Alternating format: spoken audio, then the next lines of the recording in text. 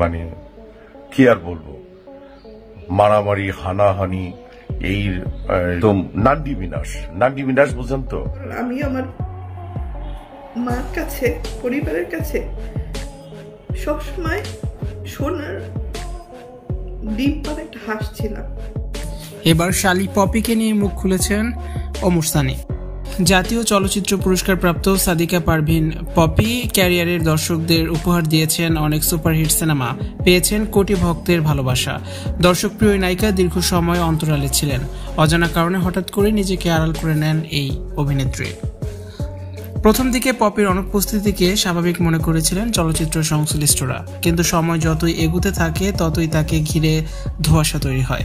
নায়িকার আড়ালে যাওয়ার রহস্য খুঁজতে বেরিয়ে আসে তার গোপন সংসার ও সন্তান জন্মের খবর। বিয়ে করে এখন পুরো দস্তুর সংসারই এই নায়িকা, সবিজে নেই তার কারো সঙ্গে যোগাযোগ।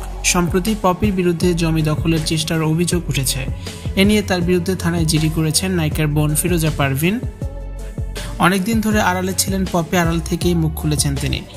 এবার এলেন ক্যামেরার সামনে। দীর্ঘ 3 বছর পর সামনে এসে পপি বললেন, দেহটা ছাড়া কিছুই আমার ছিল না। পরিবারের বিরুদ্ধে অবশ্যই তারকা অভিযোগ জানিয়ে ভিডিও প্রকাশ করেছেন। হঠাৎ আলোচনায় উঠে আসার পরই তাকে নিয়ে কথা বলা শুরু করেছেন ইন্ডাস্ট্রির সহকর্মীরা।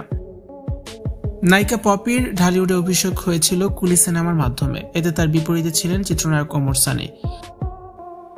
সম্পর্কে পপি মৌসুমীর চাচাতো বোন, সেই সূত্রে ওমর সানির শালিকা।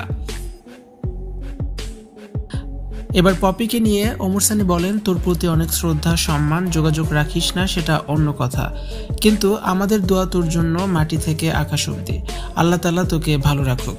1997 সালে সোহানুর রহমান সোহান পরিচালিত আমার ঘর আমার বেদ সিনেমাতে অভিনয়ের মধ্য দিয়ে চলচ্চিত্রে পা রাখেন পপি, কিন্তু তার প্রথম মুক্তিপ্রাপ্ত চলচ্চিত্র কুলি। এই চলচ্চিত্রে তার বিপরীতে অভিনয় করেন ওমর সানি।